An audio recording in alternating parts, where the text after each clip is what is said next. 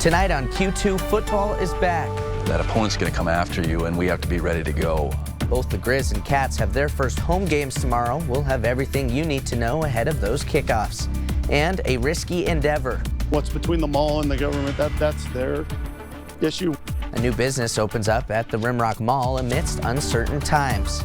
Plus, an economic outlook. Billings really is the economic center for our state. The Big Sky Economic Development holds a tour around the city with growth on the horizon.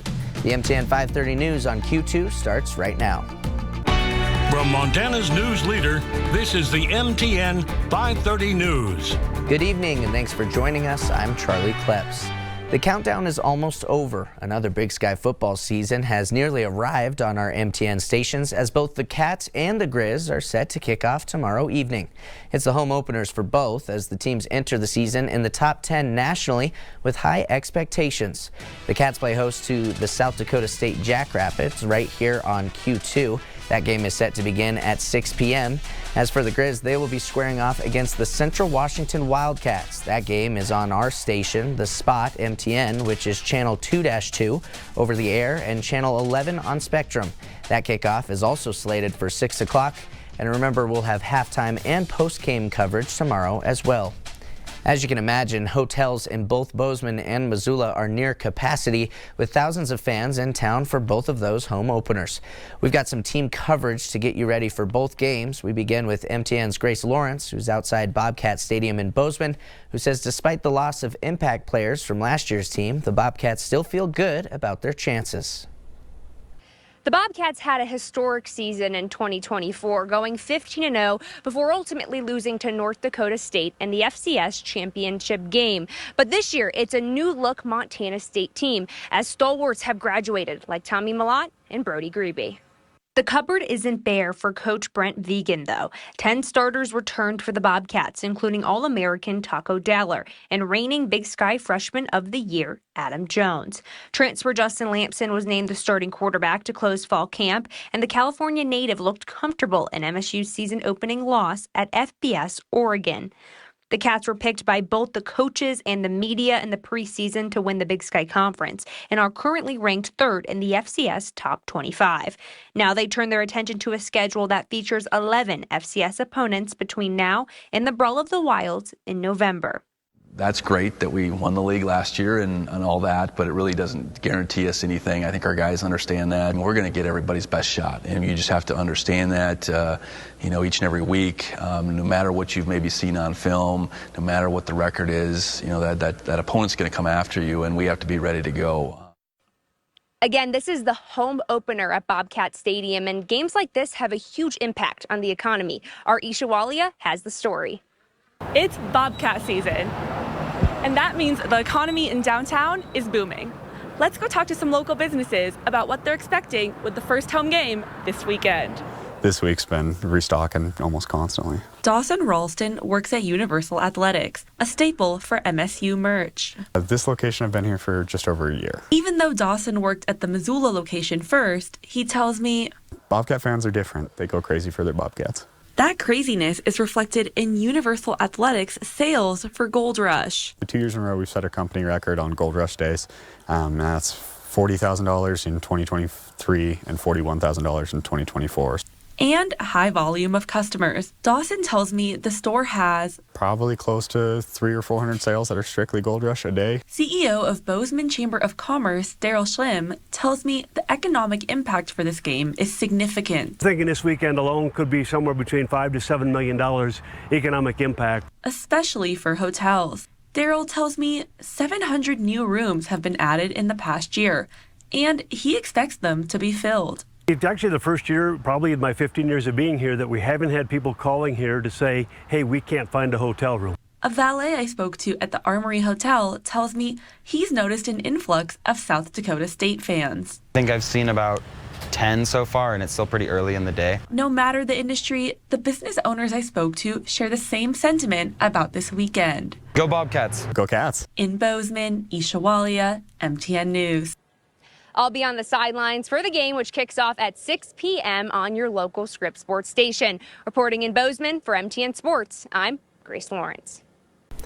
Thanks so much, Grace. And of course, it isn't just the Bobcats playing tomorrow, as this state is heavily divided when it comes to college football.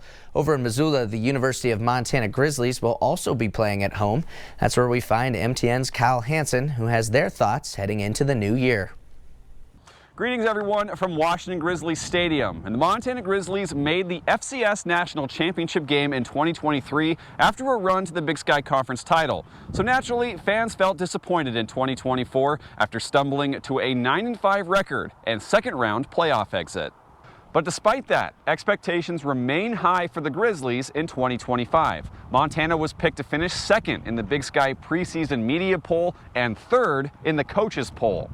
Gone is do-all talent Junior Bergen and other staples like Keelan White, Trevin Gradney, Nick Osmo, Ryder Meyer, and more. But the Grizz have seemingly reloaded with a bevy of new transfers expected to contribute right away, as well as some up-and-comers who will finally see their number called. Running back Eli Gilman has racked up nearly every preseason accolade in the book, as the sky is the limit for him, as has Michael Wortham Jr., an All-American transfer from Eastern Washington. Keali'i Ayat has been given the keys to the Grizz offense as the starting quarterback, so behind them, and a defense featuring almost an entirely new cast of characters. The unknown is about to be known, here with kickoff in just 24 hours. From recruiting and then player development standpoints, we're always trying to develop depth. That remains to be seen. We've been 9 months playing against ourselves. We'll have a scoreboard on Saturday, and we'll kind of see where that sits. Looking back 3 decades, there's something magical about those copper and gold Grizzly uniforms, the colors that carried the 1995 National Championship team to glory. When the school switched to maroon and silver the following year, many fans held on to their vintage gear like treasured relics. For years, those throwback colors would appear scattered throughout the stands, worn proudly by longtime faithful. But as MTN's Jill Valley reports, Grizz Nation finally has a choice again. Call it vintage, call it retro, but the University of Montana is ready to party like it's 1995. This to celebrate its first school football championship 30 years ago. That historic game marked the final appearance of the beloved copper and gold colors. UM switched to maroon and silver the following year. After making only occasional appearances in stores and sometimes on the field over the past few decades, the older school colors are officially back on the racks, at least through the holiday season. We had a line of people waiting outside the vault door to buy it at 3 p.m. that Sunday, and then we've sent out over 250 online orders to people all over the state and the country with orders of retro stuff. Several stores around Missoula are now carrying the throwback merch, offering everything from sweatshirts and hats to pennants, shirts, stickers, and even items for baby Grizz fans. While alumni seem to love the nostalgic collection, younger Grizzlies are equally enthusiastic. I really love the copper color that UM is providing this year. I think it's just such a good contrast against maroon. What we're like, this maroon, I love maroon, but I think the copper color is just, it's so nostalgic, even though I wasn't even alive in 1995. Turns out Grizz fans have remarkably long memories. I would get people on a weekly basis for the past 4 years being like, can I buy the copper and gold? And I'm like, we're not allowed to. They only bring it back very infrequently. So people have just been kind of itching to get their hands on this stuff. The ultimate hope among fans? I really hope we do have a game wearing this color for UM football this year because I think it's sweet. In Missoula, Jill Valley, MTN News. Thank you for joining us here at Washington Grizzlies Stadium. I'm Kyle Hansen with MTN Sports. Back to you.